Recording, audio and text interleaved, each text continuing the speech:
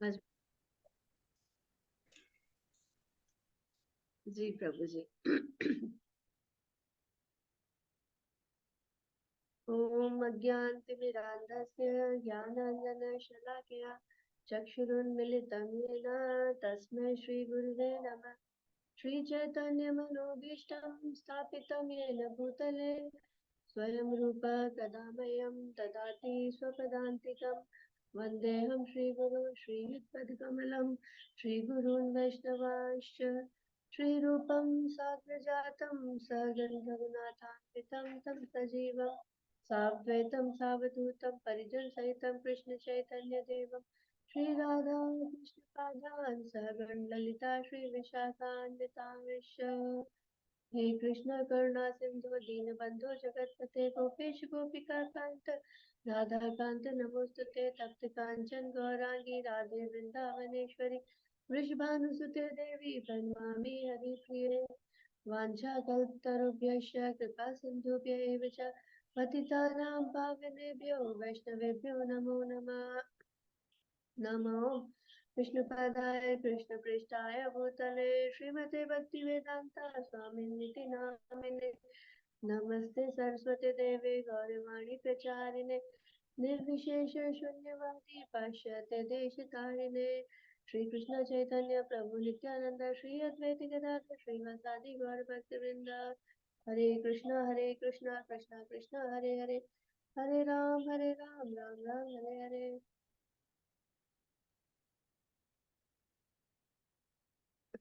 दामोदर अष्टकम कर लेते हैं।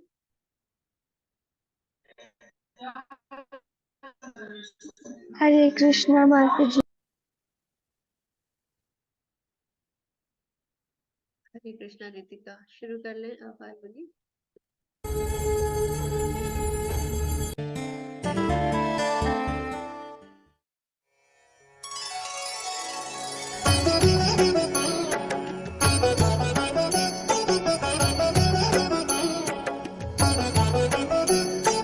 नमामीश्वरं सच्चिदानन्दरूपं लसत्कुण्डलं गोकुले भ्रजमानम्।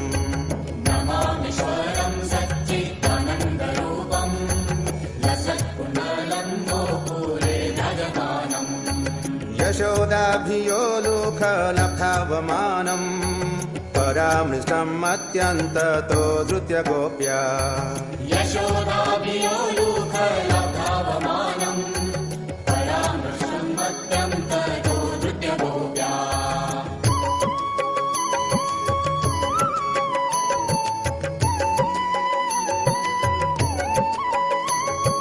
रुदन्तमुहुर्नेत्र युग्मं मृगन्तम् कराम्भोजयुग्मेन सातङ्कनेत्रम्। रुदन्तं मुहुर्नेत्रं युग्मं रुदन्तं कराम्भोजयुग्मेन सातङ्कनेत्रम्। मुहुःश्वसकम्पत्रि रेखाङ्ककण्ठ स्थितग्रैव दामोदरं भक्तिबद्धाम्। मुहुःश्वासकम्पतिरेखाङ्ककण्ठ स्थितदैव दामोदरं भक्तिवतम्।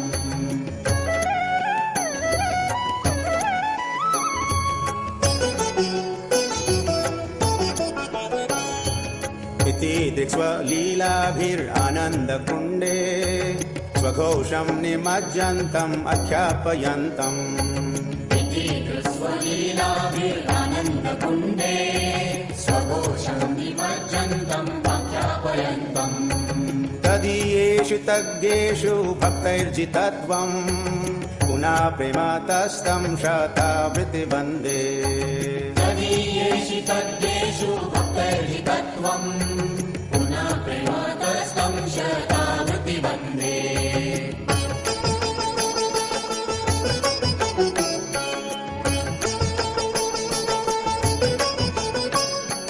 वरं देव मोक्षं न मोक्षं वदिं वा न चान्यं वृणेऽहं वरेशादपीह। वरं देव मोक्षं न मोक्षावधिं वा न चान्यं वृणेऽहं वरेशादपीह। इदं ते वपुर्नाथ गोपालबालं सदा मे मनस्याभिरस्तां किमन्यै इदं ते वपुर्नाथ गोपालबालम् सदा मे मनस्याभिरस्तां किमन्ये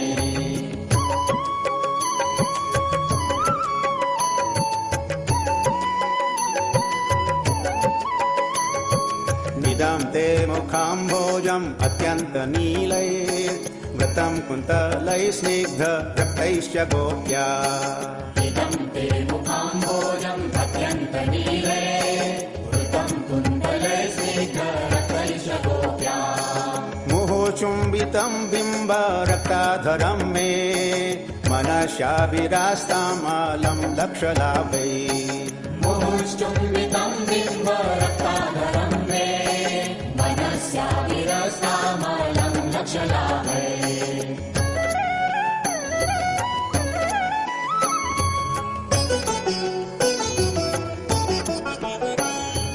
नमो देव दामोदर अनन्त विष्णो प्रसीद प्रभो दुःख जलाब्धिमग्नम् नमो देव दामोदर अनन्त विष्णो प्रसीद प्रभो दुःख जलाभिमग्नम् कृपा दृष्टिवृष्ट्यति दिनं बतानु गृहानेश मामज्ञ मेधक्षिदृश्य कृपा दृष्टिवृष्ट्याति दिनं बतानो गृहाणेश मामद्य विध्यक्षिदर्शः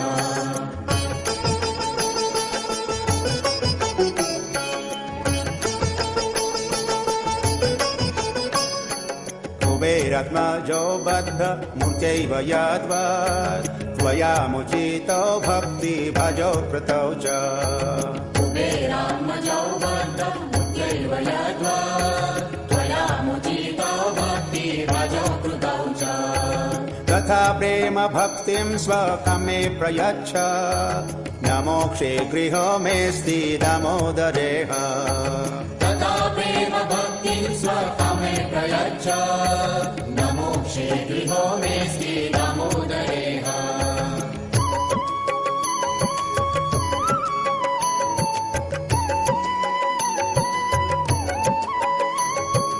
नमस्तेऽस्तु दाम्ने स्फुरदीप्तिधाम्ने त्वदीयोदरायाथ विश्वस्य धाम्ने नमस्ते सुदाम्ने सुरदीप्तिदाम्ने त्वदीयोदरायाथ विश्वस्य धाम्ने नमो राधिकायै त्वदीयप्रियायै नमोऽनन्तलीलाय देवाय तुभ्यम् नमो रधिकायै त्वदीयप्रियायै नमो अनन्तलीलाय देवाय तुभ्यम् नमामीश्वरं सच्चिदानन्दरूपं लसत्कुण्डलं गोकुले भजमानम् नमामीश्वरं सच्चिदानन्दरूपं लसत्कुण्डलं गोकुले भजमानम्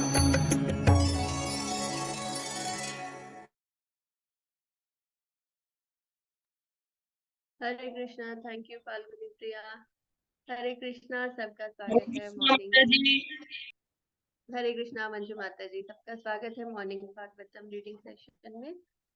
लेकिन हमने जैसे डिस्कस किया था कि हम वीक में एक बार लीलामृत और चैतन्य चरितामृत भी करेंगे, और आज हम सोच रहे थे श्रील प्रभुपाद लीलामृत पढ़ने का, पर क्योंकि कल भी क्लास नहीं हो पाएगी तो आज हम चैतन्य चरितामृत पढ़ लेते हैं, जिससे फ्लो बना रहेगा, फिर नहीं तो लंबा ब्रेक हो जाएगा।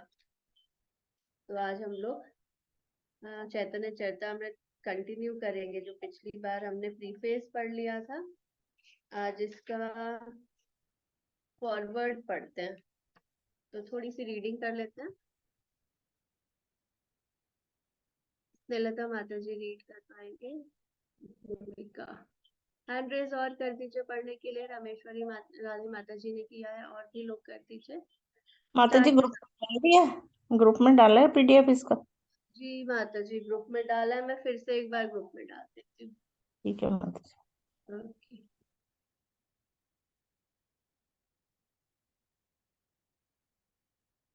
रामेश्वरी देवी माता जी, दासी माता जी। हरे हरे कृष्णा। कृष्णा। हरे कृष्णा। भूमिका श्री कृष्णदास कविराज गोस्वामी द्वारा रचित श्री चैतन्य चरितामृत श्री कृष्ण चैतन्य महाप्रभु के जीवन तथा उपदेशों का मुख्य ग्रंथ है। श्री चैतन्य महाप्रभु उस महान सामाजिक तथा धार्मिक आंदोलन के प्रवर्तक हैं जो भारत में 500 वर्ष पूर्व प्रारंभ हुआ और जिसने प्रत्यक्ष तथा अप्रत्यक्ष रूप से दूसरी धार्मिक तथा दार्शनिक विचारधाराओं को न केवल भारत में अपितु समग्र विश्व में प्रभावित किया है। उन श्री कृष्ण चैतन्य के प्रभाव को प्रसारित करने में कृष्ण कृपा मूर्ति श्री श्रीमद एसी भक्ति वेदांत स्वामी प्रभुपाद के प्रयासों का मुख्य योगदान रहा है, जो इस ग्रंथ के अनुवादक तथा भाष्यकार होने के साथ साथ अंतरराष्ट्रीय कृष्ण भावनामृत संघ इस्कॉन के संस्थापक आचार्य भी हैं। श्री चैतन्य महाप्रभु को अतीव ऐतिहासिक महत्व का पुरुष माना जाता है, किंतु ऐतिहासिक विश्लेषण की हमारी पारंपरिक विधि जो व्यक्ति को उनके समय की उपज के रूप में देखती है, यहाँ पर विफल हो जाती है, क्योंकि श्री कृष्ण चैतन्य ऐसे पुरुष हैं जो ऐतिहासिक व्यवस्था के सीमित क्षेत्र से परे हैं। जिस समय पश्चिम में मानव भौतिक ब्रह्मांड की संरचना का अध्ययन करने तथा नवीन सागरों और महाद्वीपों की खोज में समुद्री यात्राएं करने में अपनी अनुसंधानात्मक शक्ति लगा रहा था, तभी पूर्व में कृष्ण चैतन्य ऐसे क्रांति प्रवर्तन एवं कुशल नेतृत्व कर रहे थे जो मनुष्य के आध्यात्मिक स्वभाव के सर्वोच्च विज्ञान सम्मत ज्ञान की दिशा में निर्दिष्ट था।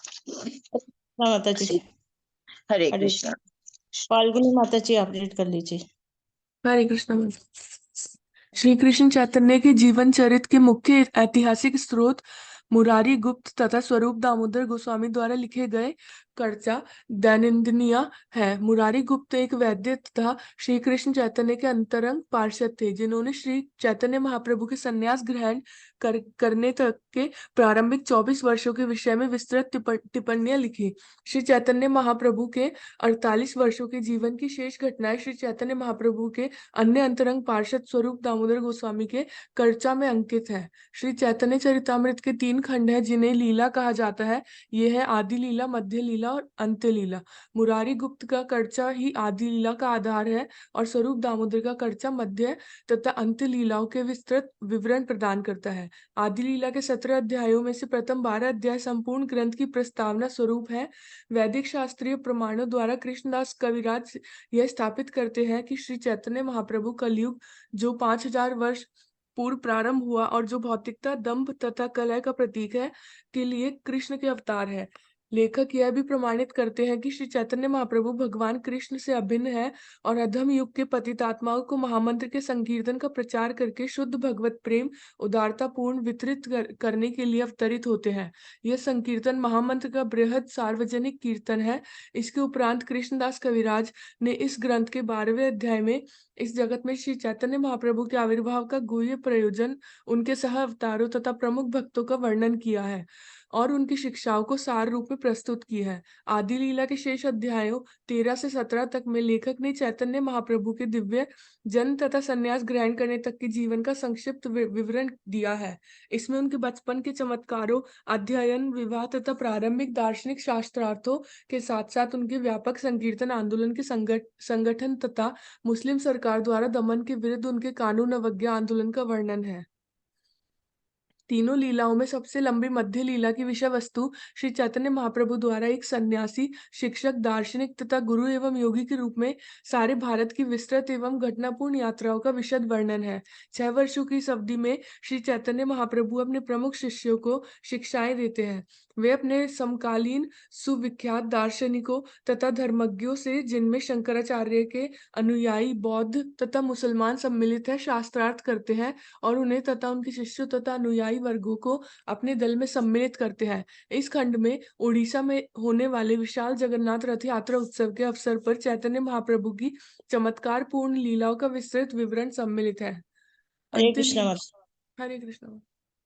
माधुरी माता जी, आप रीड कर लीजिए।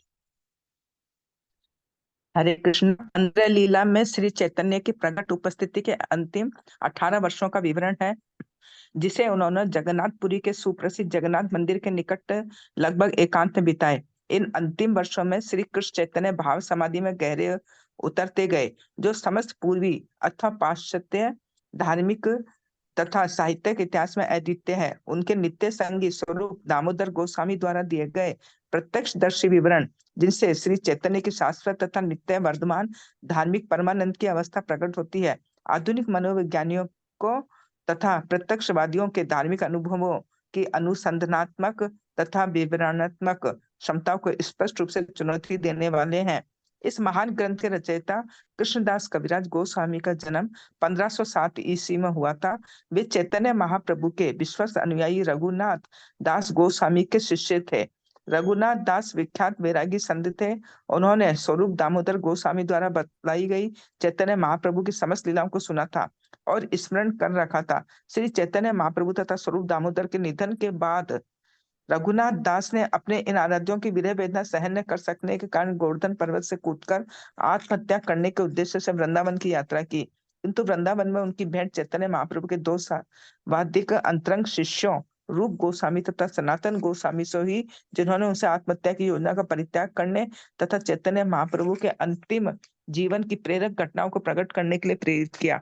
उस समय कृष्णदास कविराज गोस्वामी भी वृंदावन में रह रहे थे, जिन्हें रघुनाथ गोस्वामी ने श्री चैतन्य के दिव्य जीवन का पूर्ण विवरण प्रदान किया। उस समय तक श्री कृष्ण चैतन्य के जीवन पर अनेक समसामयिक विद्वान तथा भक्तों द्वारा कई जीवन चरित्र विषय ग्रंथ लिखे जा चुके थे।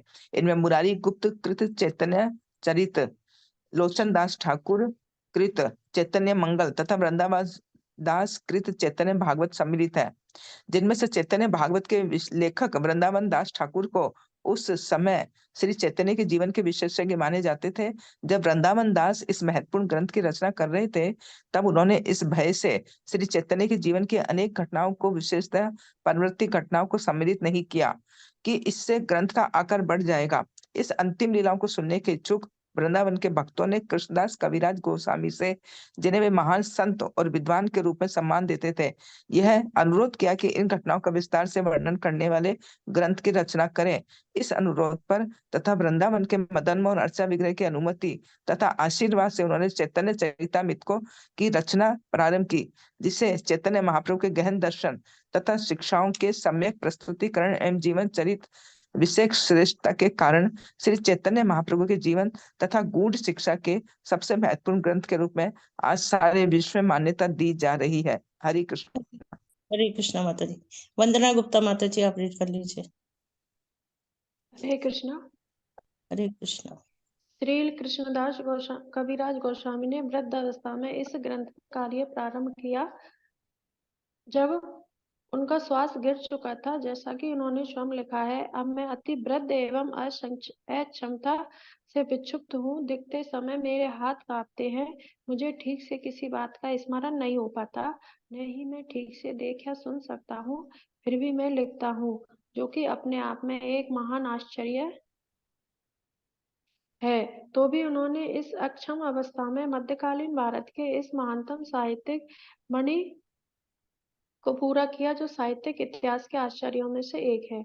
जैसा कि पहले बताया जा चुका है, इसका अंग्रेजी अनुवाद कृष्ण कृपा मूर्ति श्रीमद एसी भक्ति वेदांत स्वामी प्रभुपाद द्वारा संपन्न किया गया, जो समग्र विश्व में भारतीय धार्मिक तथा दार्शनिक विचारधारा के सर्वाधिक विख्यात शिक्षक हैं। शील प्रभुपाद का भाष्य 2 बंगला भाष्यों पर आधारित है। एक तो उनके गुरु महान वैदिक विद्वान उपदेशक और संत शील भक्ति सिद्धांत सरस्वती ठाकुर, जिसने भविष्यवाणी की थी कि एक समय ऐसा आएगा जब चैतन्य चरितामृत पढ़ने के लिए विश्व भर के लोग बंगला सीखेंगे। और दूसरा भाष्य शील भक्ति सिद्धांत के पिता भक्ति विनोद ठाकुर का, जिन्होंने आधुनिक युग में श्री चैतन्य महाप्रभु की शिक्षाओं के प्रचार में अद्भुत का काम किया। शील प्रभुपाद स्वयं श्री चैतन्य महाप्रभु की गुरु शिष्य परंपरा में आते हैं और वे पहले विद्वान हैं जिन्होंने श्री कृष्ण चैतन्य के अनुयायियों के प्रमुख ग्रंथों का अंग्रेजी अनुवाद प्रस्तुत किया। उनका बंगला तथा संस्कृत में विद्वता और श्री कृष्ण चैतन्य के उपदेशों से उनका अंतरंग परिचय ऐसा उपयुक्त मेल है उपयुक्त मेल है जो उन्हें इस महत्वपूर्ण काव्य ग्रंथ को अंग्रेजी भाषी संसार के समक्ष प्रस्तुत करने के लिए सर्वाधिक योग्य बनाता है। वे जिस सहजता तथा स्पष्टता से कठिन दार्शनिक विचारों की स्थापना करते हैं, वह भारत की धार्मिक परंपरा से पूर्णतः अपरिचित पाठक को भी इन गहन तथा स्मरणीय ग्रंथ को समझने तथा उसकी प्रशंसा करने के लिए समर्थ बनाता है।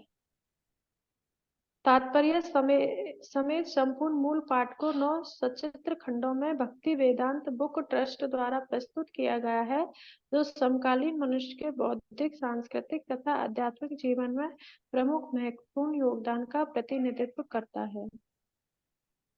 शील प्रभुपाद के द्वारा रचित श्री चैतन्य चरितामृत का हिंदी अनुवाद उनकी शब्दावली उत्सव के अवसर पर प्रकाशित किया जा रहा है, जो भारत के भक्तों के लिए उपयोगी सिद्ध होता है। प्रकाशक।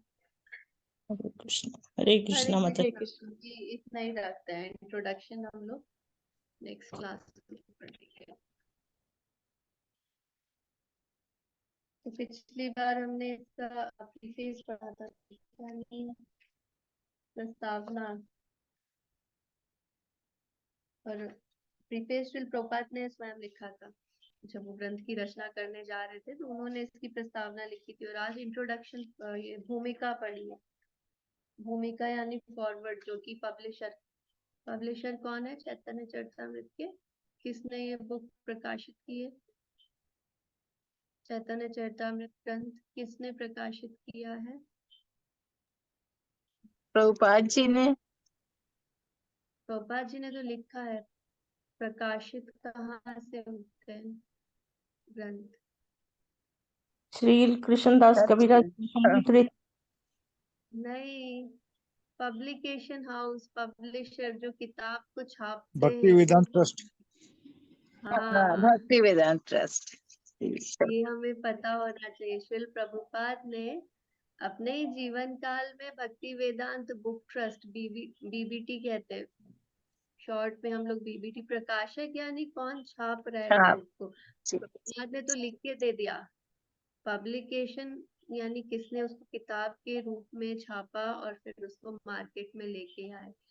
तो श्रील प्रभुपाद ने भक्ति वेदांत बुक ट्रस्ट बीबीटी की स्थापना की थी।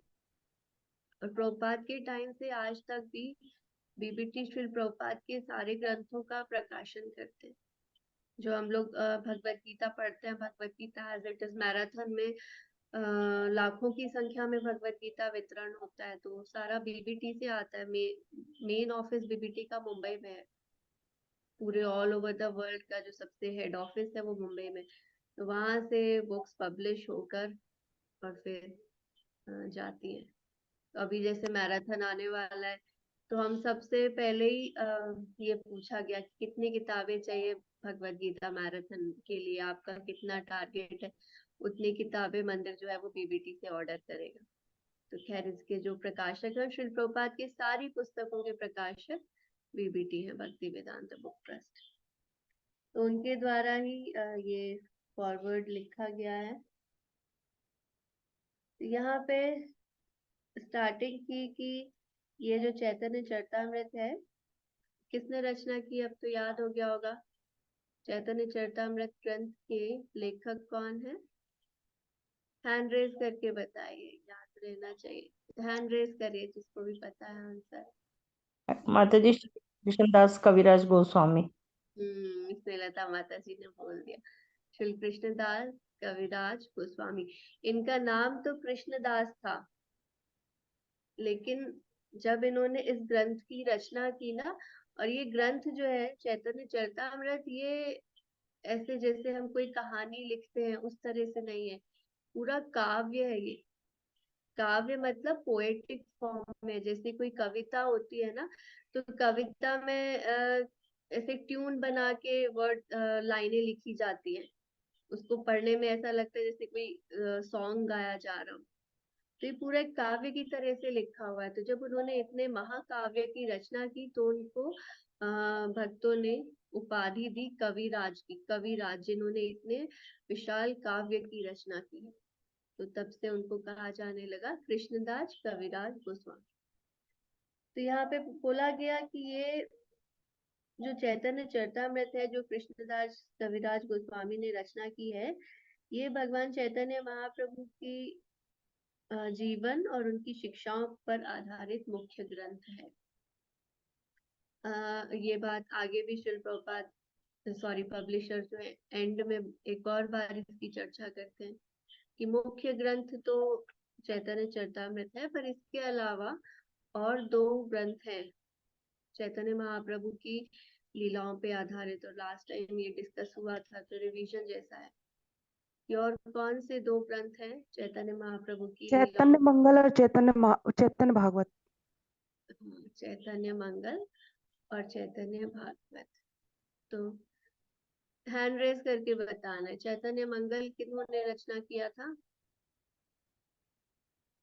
बस 2 ही लोगों को पता है। चैतन्य मंगल की रचना किन्होंने की थी? यस, माधुरी माता जी। माता जी चंद्रदास ठाकुर और चैतन्य भागवती वृंदावन दास ठाकुर ने की थी। यस, तो ये 2 भक्त और हैं, वृंदावन दास ठाकुर, उन्होंने चैतन्य भागवत की रचना की, और लोचन दास ठाकुर, इन्होंने चैतन्य मंगल की रचना की। तो ये जो चैतन्य मंगल है, ये बहुत बड़ा ग्रंथ नहीं है, इसमें बहुत शॉर्ट में कुछ लीलाओं का वर्णन आता है। चैतन्य भागवत बहुत बड़ा ग्रंथ है, और चैतन्य भागवत वृंदावन दास ठाकुर ने रचना किया था, लेकिन वो इतना विस्तार पूर्वक ग्रंथ लिख रहे थे कि जब तक उनका आदि लीला मतलब भगवान का चैतन्य महाप्रभु का संन्यास हुआ, उससे पहले के जो 24 साल की लीला है, बाल लीला है, उनकी गृहस्थ लीला है, उस सब का वर्णन करने में इतना विस्तार हो गया कि उन्होंने फिर खुद से कहा कि ग्रंथ बहुत बड़ा होता जा रहा है, तो इसीलिए आगे की लीलाओं को उन्होंने वर्णन नहीं किया, शॉर्ट में किया होगा। आगे की जो महाप्रभु की संन्यास के बाद की लीलाएं हैं, उसका वर्णन विस्तार पूर्वक वृंदावन दास ठाकुर ने नहीं किया। तो यहाँ पे ये घटना का वर्णन इसमें आया है, आज के फॉरवर्ड में आया है कि कैसे रचना हुई थी चैतन्य चरितामृत की। यहाँ पे फॉरवर्ड में बताया गया कि ये जो कृष्णदास कविराज गोस्वामी है, ये रघुनाथ दास गोस्वामी के शिष्य हैं। रघुनाथ दास गोस्वामी जो कि हमारे 6 गोस्वामियों में से एक है। रघुनाथ दास गोस्वामी जगन्नाथपुरी में ही रहते थे, महाप्रभु का उन्होंने काफी संग किया, पर जब महाप्रभु अपने धाम को चले गए, तब रघुनाथ दास गोस्वामी बहुत परेशान, बहुत शोक में आ गए, और वो वृंदावन आए, और वो इस भाव से वृंदावन आए थे कि मैं वृंदावन आके अपना देह त्याग कर दूंगा। पर जब वो वृंदावन आए तो उनकी भेंट हुई रूप गोस्वामी से, सनातन गोस्वामी से, और भी अन्य भक्तों से उनकी भेंट हुई, और सबने उनको समझाया कि आप देह त्याग ना करें और आप भगवान की लीलाओं का गुणगान करें गोवर्धन में जाके। तो गोवर्धन में पहले जब हम लोग परिक्रमा करने जाते थे ना, तो ये रघुनाथ दास गोस्वामी की वहां पे भजन कुटीर थी, वो स्थान था जहाँ पे रघुनाथ दास गोस्वामी प्रवचन किया करते थे, रोज भागवत का प्रवचन किया करते थे। रघुनाथ दास गोस्वामी ने कोई ग्रंथ नहीं लिखे, लेकिन वो डेली भागवतम का प्रवचन किया करते थे। अब तो वो स्थान राधा कुंड के आसपास ही था, पर वो तोड़ ताड़ के वहां पे कुछ और बना दिया, अभी 2-3 सालों से उसको तोड़ दिया। पर रघुनाथ दास गोस्वामी के ही शिष्य कृष्णदास हैं, और कृष्णदास वहां पे पहले से निवास कर रहे थे वृंदावन में। तो रघुनाथ दास गोस्वामी ने विस्तार पूर्वक चैतन्य महाप्रभु की लीलाओं का वर्णन कृष्णदास कविराज गोस्वामी से किया। भक्तों ने कृष्णदास कविराज गोस्वामी से निवेदन किया कि आपको महाप्रभु की लीलाओं का इतना वर्णन रघुनाथ दास गोस्वामी ने सुनाया है, पर हम सबको तो लीलाएं नहीं पता। आप लोगों के जाने के बाद भक्त कैसे महाप्रभु की लीलाओं का आस्वादन कर पाएंगे? कैसे होगा कि महाप्रभु की लीलाएं सभी भक्तों तक पहुंच पाए? तब सबने निवेदन किया था कि आप जो है इस ग्रंथ की रचना करें। ये सारा वर्णन कृष्णदास कविराज गोस्वामी खुद करेंगे आगे, जब अभी हम लोग रीडिंग स्टार्ट करेंगे आदि लीला। तो फिर कृष्णदास कविराज गोस्वामी ने भक्तों के निवेदन को स्वीकार किया। हालांकि वो समय लगभग 90 साल के थे, पर उन्होंने कहा कि भक्तों की सेवा करने के लिए मैं इस सेवा को स्वीकार करता हूँ। और आशीर्वाद लेने वो गए थे राधा मदन मोहन मंदिर में। और ये घटना मैंने पिछली बार भी बताई थी कि वो ग्रंथ प्रारंभ करने से पहले आशीर्वाद लेने गए थे, और जब वो प्रार्थना कर रहे थे, राधा मदन मोहन का के गले में जो माला थी वो जमीन पे गिर गई, और पुजारी ने वही माला कृष्णदास कविराज गोस्वामी के गले में पहना दी।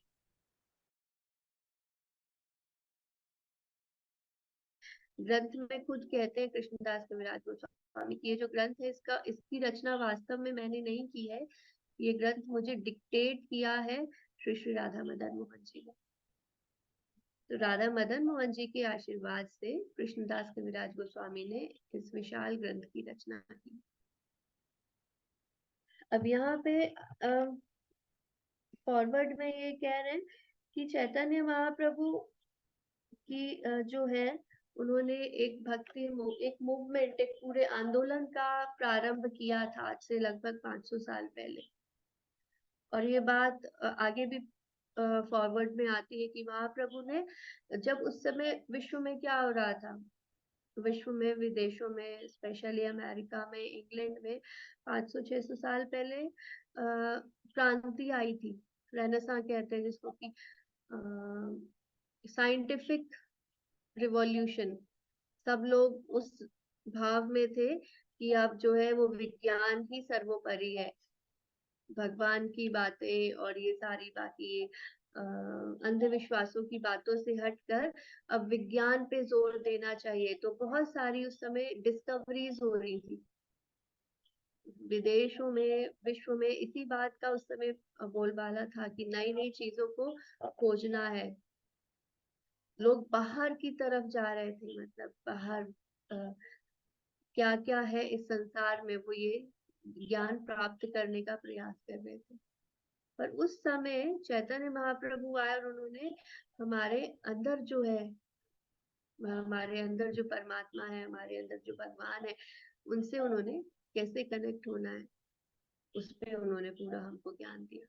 तो विश्व जो है वो संसार की तरफ भाग रहा था, और उस समय महाप्रभु हमको संसार से दूर होकर भगवान की तरफ जाने का संदेश दे रहे थे।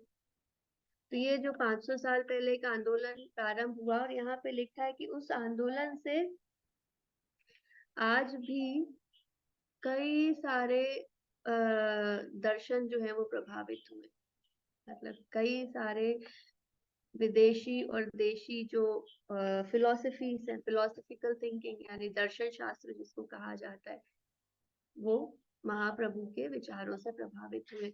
प्रभुपाद की कृपा से हम लोग देखते हैं कि विश्व भर में चैतन्य महाप्रभु की शिक्षाओं का प्रचार हो गया। तो विदेशों में भी बहुत सारे दार्शनिक हैं जो इन शिक्षाओं से प्रभावित हुए। अब यहाँ पे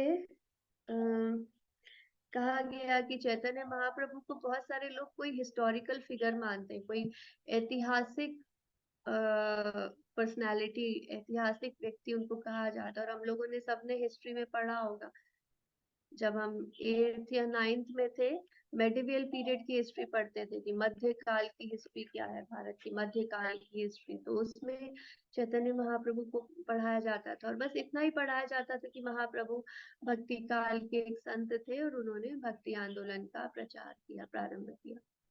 इसके अतिरिक्त ज्यादा कुछ बताया नहीं जाता था। तो यहाँ पे वही कह रहे कि बहुत सारे लोग ऐतिहासिक व्यक्ति के रूप में महाप्रभु को जानते हैं, जबकि वास्तविकता में तो महाप्रभु इन सारे इतिहासों से परे है। महाप्रभु तो स्वयं भगवान है ना, तो उनको ऐतिहासिक व्यक्ति कह देना उचित नहीं है। अब चैतन्य चरितामृत की रचना कैसे हुई, किस पर आधारित होके हुई, वो बताया। तो चैतन्य चरितामृत के जो भी लीलाएं हैं वो मुख्य रूप से दो लोगों के कड़चे यानी नोट्स, दो लोगों के नोट्स पर आधारित है। कौन से दो लोग हैं, पिछली बार भी शायद बताया था और आज भी स्वरूप दामोदर दास को। हाँ, मुरारी गुप्त। चैतन्य महाप्रभु का जब बाल्यकाल था, उसका विवाह हुआ, ये सारा जो उनकी लीलाएं हैं। ये मुरारी गुप्त नाम के भक्त हैं, महाप्रभु के संग रहा करते थे।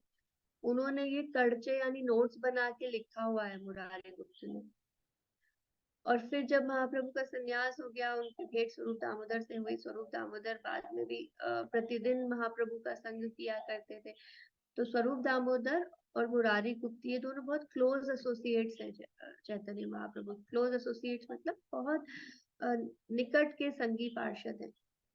और इन लोगों ने महाप्रभु की लीलाओं को नोट किया है। तो इनके जो नोट्स हैं वहां से कृष्णदास कविराज गोस्वामी ने काफी कुछ लीलाएं लेकर और चैतन्य चरितामृत की रचना की। अब चैतन्य चरितामृत के डिवीजन के बारे में बताया कि चैतन्य चरितामृत के मुख्य रूप से कितने भाग हैं? 3 भाग है। चैतन्य चरितामृत के मुख्य रूप से 3 भाग हैं। कौन से हैं? आप हैंड रेज करके बताइए, अभी हैंड रेज करिए कौन कौन से 3 भाग हैं, किस किस को पता है? आशा, मनीषा माता जी, प्राची, राधिका, रवीना माता जी, रितिका, स्नेहलता माता जी। आप लोगों में से किसी को पता है? वंदना माता जी, विजय प्रभु जी, ये प्रमोद बताओ। स्नेहलता माता जी, वंदना माता जी। आदि लीला मध्य लीला, ये क्या मतलब? आदि लीला और मध्य लीला और अनंत लीला में अंत्य लीला। ये 3 भाग है चैतन्य चरितामृत। 3 पार्ट में, जैसे हम लोग भागवतम पढ़ रहे हैं, भागवतम के कितने कैंटोस हैं टोटल? कितने स्कंद है भागवतम में? 12 है माता जी। 12 स्कंद माता जी। 12 स्कंद है। Very good. 12 ऐसे ही चैतन्य चरितामृत 3 भागों में विभाजित है, जिनको लीलाएं कहा जाता है। आदि लीला, आदि लीला के बाद जो बाकी का 2 है उनको कभी कभी मिला के शेष लीला भी कह दिया जाता है। या आदि लीला, मध्य लीला और अंत्य लीला। और इनका डिवीजन कैसे है वो भी लास्ट टाइम एक बार बताया था कि चैतन्य महाप्रभु कितने वर्ष रहे पृथ्वी पे? हैंड रेज करके बोलना है। 8 आशा कितने वर्ष रहे? 48 रहेगी माता। 48 वर्ष महाप्रभु पृथ्वी पे रहे। और संन्यास उन्होंने कब लिया? कितने वर्ष के थे? 24 वर्ष की उम्र। यस, 24 वर्ष की आयु में।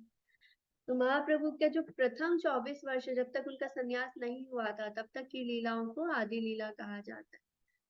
और संन्यास के बाद की जो पास टाइम से जो लीला है उनको शेष लीला, या फिर उसमें भी 2 भाग में डिवीजन है, मध्य लीला और अंत्य लीला। मध्य लीला लगभग 6 साल की है, जहाँ पे महाप्रभु संन्यास लेने के बाद भ्रमण कर रहे थे। दक्षिण भारत की यात्रा की उन्होंने, गौड़ देश की यात्रा की, वृंदावन की यात्रा की। तो 6 वर्ष को गमन आगमन कहा जाता है। आगे यहाँ पे इस टर्म का यूज होगा कहीं। तो ये जो गमन आगमन उनका चल रहा था, इधर उधर महाप्रभु प्रचार कर रहे थे, पूरे भारत में उन्होंने प्रचार किया कृष्ण भक्ति का। तो ये इसको कहा जाता है मध्य लीला। और उसके बाद जो अंतिम महाप्रभु के वर्ष थे,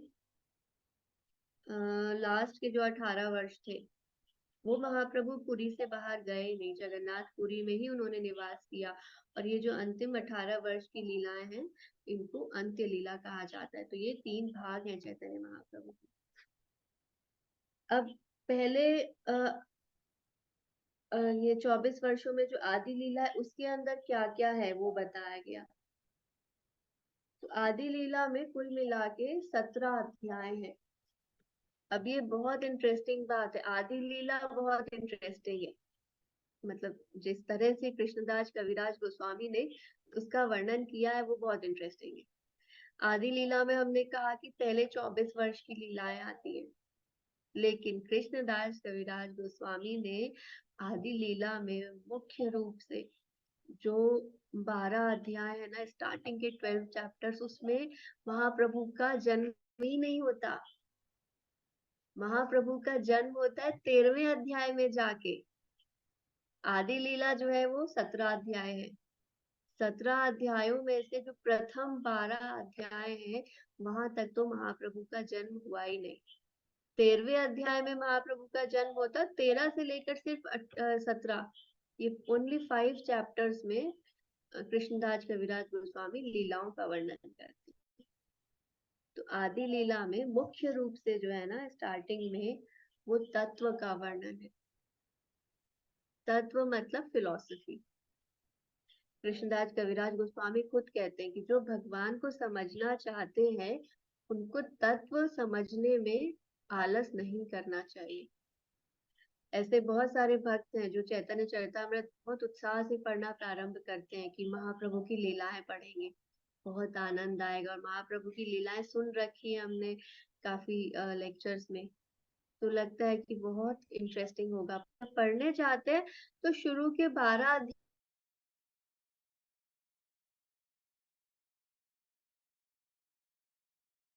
तो स्वामी अलग अलग तत्वों का वर्णन कर रहे हैं कि महाप्रभु कौन है, गुरु कौन है, कृष्ण कौन है, पंच तत्व कौन है, नित्यानंद प्रभु कौन है, अद्वैत आचार्य कौन। इसी के ऊपर शुरू के 12 अध्याय निकल गए। तो कृष्णदास कविराज गोस्वामी चाहते हैं कि हम महाप्रभु की, क्योंकि महाप्रभु की लीलाएं बहुत गोपनीय है, बहुत कॉन्फिडेंशियल है, उनको समझने के लिए हमें तत्व को समझना, तत्व अर्थात फिलॉसफी को समझना आवश्यक है। तो इसीलिए बहुत सारे डिवोटीज जब ये शुरू करते हैं कि लीलाएं पढ़ेंगे, पर लीलाएं तो आती नहीं है 12 अध्यायों तक, तो बहुत सारे भक्त जो है वो इसको छोड़ भी देते हैं पढ़ना, कि इसमें तो सिर्फ फिलॉसफी है, इसमें सिर्फ दर्शन है, इसमें कोई लीलाओं का वर्णन है ही नहीं। तो 13वें अध्याय से जाके वास्तव में महाप्रभु का जन्म होता है। और 13 से लेकर सिर्फ 17वें अध्याय से 5 अध्यायों में कृष्णदास कविराज गोस्वामी वास्तव में महाप्रभु की बाल लीलाओं का एक्चुअली वर्णन नहीं करते, सिर्फ लिस्ट करते हैं, क्योंकि बाल लीलाओं का विस्तार पूर्वक वर्णन ऑलरेडी वृंदावन दास ठाकुर ने चैतन्य भागवत में कर दिया है। तो कृष्णदास कविराज गोस्वामी डिटेल में महाप्रभु की बाल लीलाओं का वर्णन करते ही नहीं है।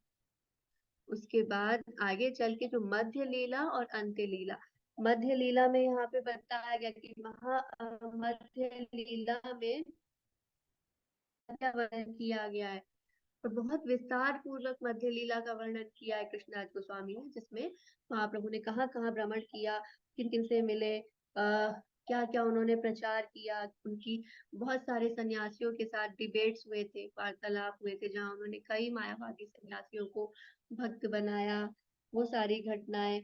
और फिर जगन्नाथपुरी की जो घटना है, जो रथ यात्रा में कई लीलाएं महाप्रभु ने की, उन सब का वर्णन मध्य लीला में आता है। अब अंत्य लीला जो है, अंत्य लीला बहुत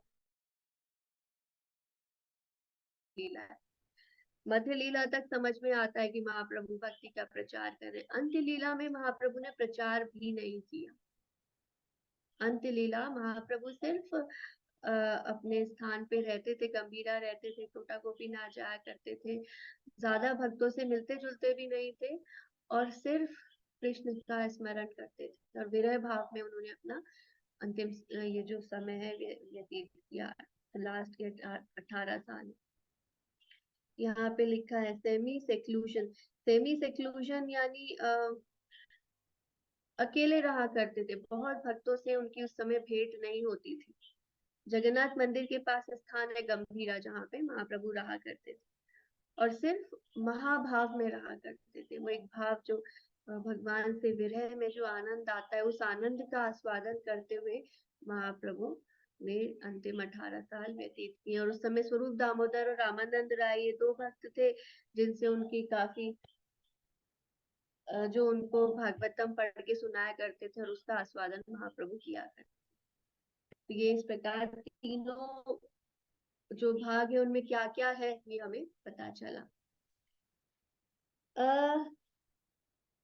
इसके बाद यहाँ पे बताया कि ये जो हम अब चैतन्य चरितामृत पढ़ने जा रहे हैं, ये श्रील प्रभुपाद ने रचना की है अंग्रेजी भाषा में। और प्रभुपाद ने उनके जो पूर्ववर्ती आचार्य हैं, 2 पूर्ववर्ती आचार्य, पहले हैं भक्ति विनोद ठाकुर। भक्ति विनोद ठाकुर को तो चैतन्य चरितामृत मिल ही नहीं रही थी, उन्होंने ढूंढ के निकाला है। जो आज हम चैतन्य चरितामृत पढ़ रहे हैं, श्री भक्ति विनोद ठाकुर की कृपा से हम पढ़ रहे हैं, क्योंकि लुप्त हो गई थी। पहले बहुत सारे कॉपीज नहीं बनते थे ना बुक्स के, तो जो लिखा हुआ था वो 1 कॉपी 2 कॉपीज कुछ रहे होंगे। बहुत मुश्किल से ऑथेंटिक चैतन्य चरितामृत भक्ति विनोद ठाकुर ने ढूंढ के निकाली और उन्होंने उस पर कमेंट्री लिखी थी, जिसका नाम अनुभाष्य था, या मुझे नाम याद नहीं आ रहा। उन्होंने कमेंट्री लिखी और उसके बाद फिर भक्ति सिद्धांत सरस्वती ठाकुर ने कमेंट्री लिखी। और श्रील प्रभुपाद ने अपने दोनों पूर्ववर्ती आचार्यों की टीकाओं से पे आधारित करके हमें अंग्रेजी भाषा में चैतन्य चरितामृत ग्रंथ दिया। तो चैतन्य महाप्रभु की शिक्षाओं को अंग्रेजी में विश्व तक ले जाने वाले श्रील प्रभुपाद पहले विद्वान हैं। बहुत विशेष कंट्रीब्यूशन है श्रील प्रभुपाद का। भगवद गीता का तो ट्रांसलेशन कई लोगों ने इंग्लिश में कर दिया था। श्रील प्रभुपाद से पहले भी बहुत सारे इंग्लिश ट्रांसलेशंस हो गए थे भगवद गीता के। श्रीमद् भागवतम के बारे में भी काफी जगह इंग्लिश में कुछ भक्ति सिद्धांत सरस्वती ठाकुर के जो भक्त थे, डिसाइपल्स थे, वो लिख रहे थे। पर चैतन्य चरितामृत को अंग्रेजी भाषा में लिखना, और उनके अंदर कितना कन्विक्शन था, श्रील प्रभुपाद के अंदर कितना ज्यादा दृढ़ विश्वास था कि विदेश के लोग भी इसको स्वीकार करेंगे। अभी हम लोग अगर अब सोचे कि भारत में भी, विशेष रूप से उत्तर भारत में, हम लोग नहीं जानते हैं चैतन्य। आप में से कोई जानते थे क्या भक्ति में आने से पहले महाप्रभु के बारे में? आपको पता था कि चैतन्य महाप्रभु भगवान है या कृष्ण के अवतार हैं? ये सब जानते थे? नहीं मास्टर जी। नहीं माता जी, बस नहीं। इतना ही पढ़ा था कि वो बंगाल के प्रमुख संत है और राधा रानी की भक्ति का उन्होंने प्रचार किया, कृष्ण भगवान हाँ, की। इतना ही जानते हैं हम लोग, ज्यादा हमें पता ही नहीं है महाप्रभु के बारे में।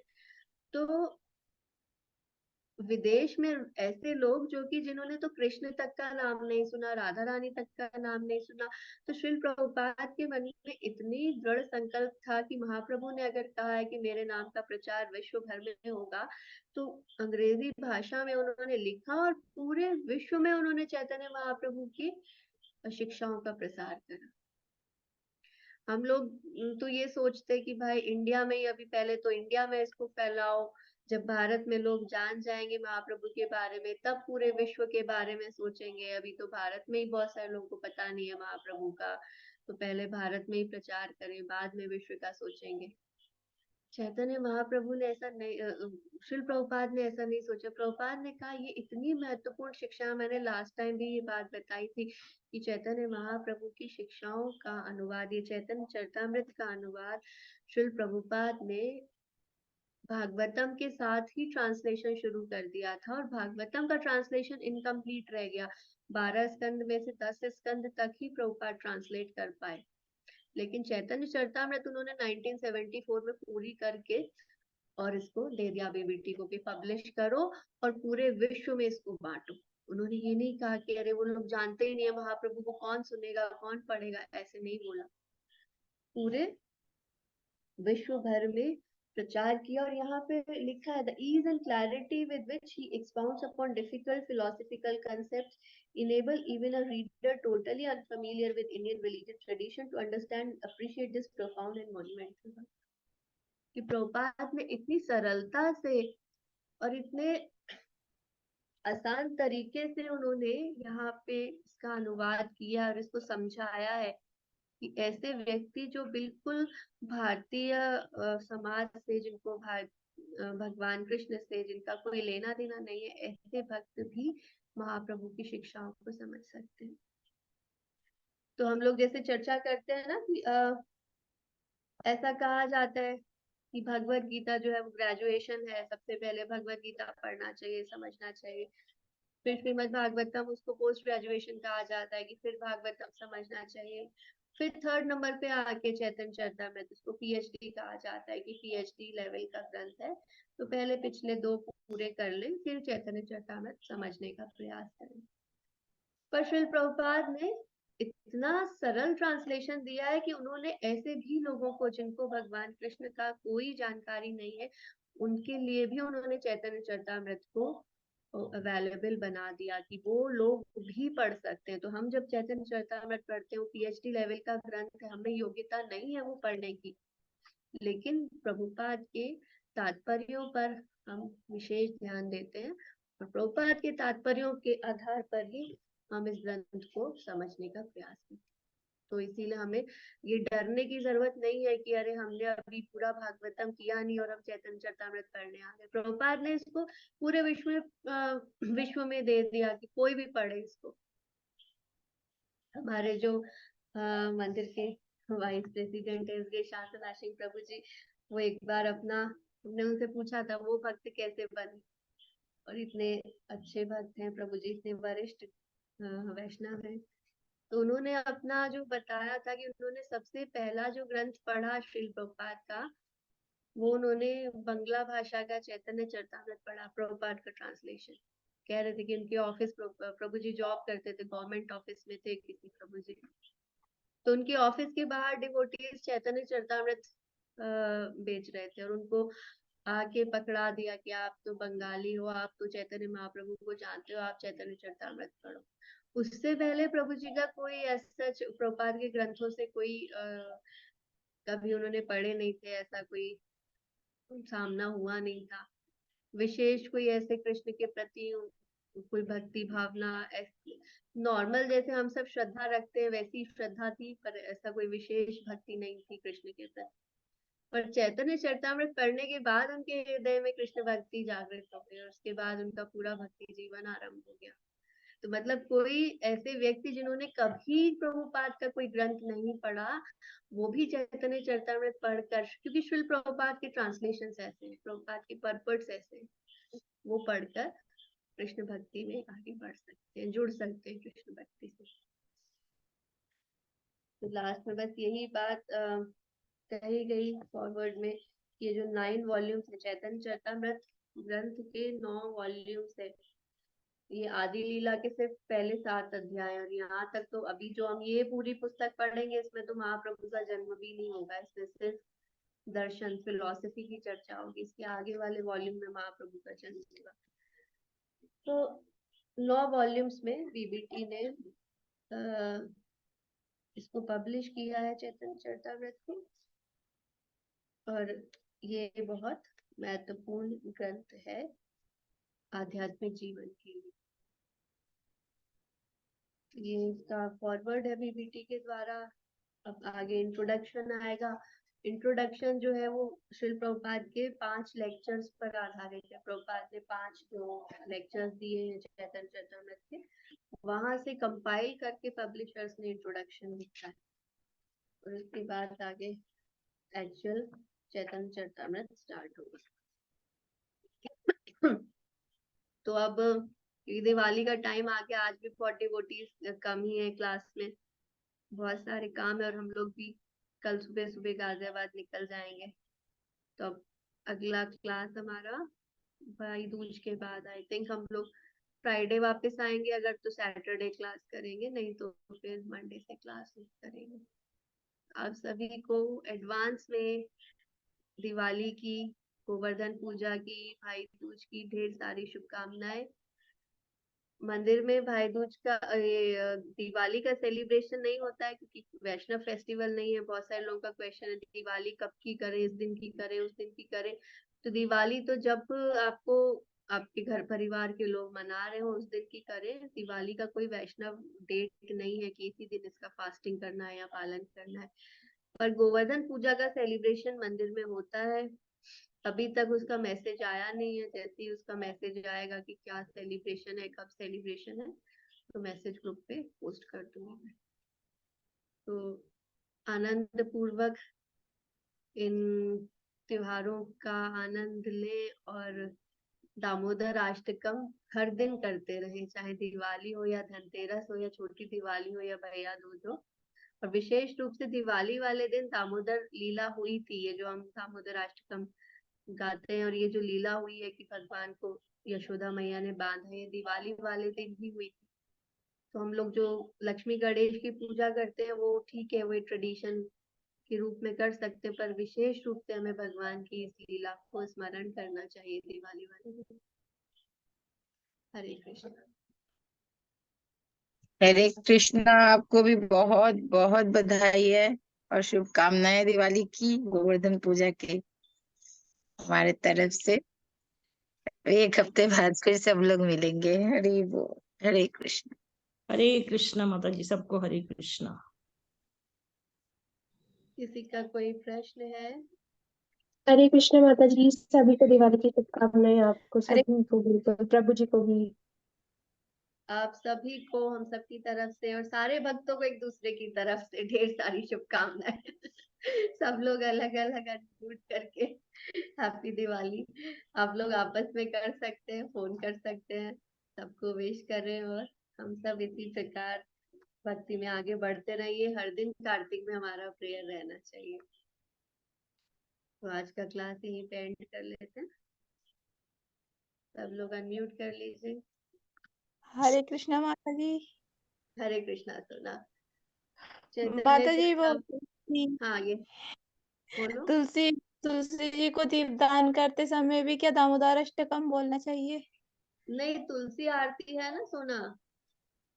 हाँ। मैंने एक ऐप शेयर किया था, 2-3 बार मैं ग्रुप पे शेयर कर चुकी हूँ। वैष्णव सॉन्ग्स का ऐप है, मोबाइल में लगा ले, वैष्णव भजन है, उसमें सारी आरतियां हैं, सब कुछ है। जब नहीं, तुलसी हम जी की दीपदान आरती करते हैं करते हैं, ना, तुलसी जी को दीपदान करते हैं ना, तब क्या बोलना चाहिए? तुलसी आरती। जी माता जी। धन्यवाद माता जी, आपको दीपावली की हार्दिक शुभकामनाएं थैंक यू सो मच। सभी भक्तों को। सॉरी, चैतन्य चरितमृत की जय। कृष्णदास देवदास स्वामी की जय। श्रील प्रभुपाद की प्रभुपाद की जय। हरे हरे कृष्णा। कृष्ण हरे हरे कृष्णा कृष्ण कृष्ण हरे हरे हरे, हरे हरे राम राम हरे हरे राम राम, राम राम हरे हरे हरे। हरे हरे। जय कल्पतरुश्च कृपा सिंधुभ्यो हरे कृष्णा माता जी। हरे हरे हरे कृष्णा माता जी। एंड कर रही हूँ मीटिंग। माता जी, दीप्ति माता जी। हाँ जी, हाँ जी। माता जी, नेक्स्ट क्लास कब होगी? मैंने मिस कर दिया अभी। नेक्स्ट क्लास या तो सैटरडे होगी, अगर हम लोग फ्राइडे वापस आ गए, और अगर हम फ्राइडे नहीं आ पाए तो फिर मंडे होगी। तो मैसेज में डाल दूंगी, या सैटरडे होगी या फिर मंडे होगी। ठीक है, फ्राइडे तक तो क्लासेस नहीं होंगी क्योंकि हम लोग फ्राइडे ही वापस आएंगे सुबह सुबह। ठीक है, सैटरडे हुई तो मैं फ्राइडे को मैसेज डाल दूंगी, और नहीं तो फिर मंडे से तो होगी, ये तो है पक्का। Next Monday. हाँ, नेक्स्ट ये पूरा हफ्ता अभी चैंटिंग करे, क्लासेस नहीं होगी, पर मॉर्निंग में उठना है, ऐसे नहीं है कि सोते रहे, मॉर्निंग में उठ के चैंटिंग कर सकते हैं। और ये एक्चुअली हमारे शेड्यूल में बैठ जाएगा, क्योंकि अभी दिन भर तो हम लोग काम करेंगे, फेस्टिवल है तो पूरा दिन तो मिलना जुलना और घर के कामों में निकल जाएगा। तो सुबह का समय अच्छा है कि हमारी आदत हो गई है, सुबह हम जल्दी उठ जाए, 4:30-5 बजे उठकर और माला पूरी खत्म कर ले 6:30 बजे तक, तो फिर हमारा पूरा दिन ठीक जाएगा। नहीं तो फिर माला छूटेगी फेस्टिवल में, ये पक्की बात है। ठीक है, एंड कर रहे हैं मीटिंग। हरे कृष्णा। हरे कृष्णा।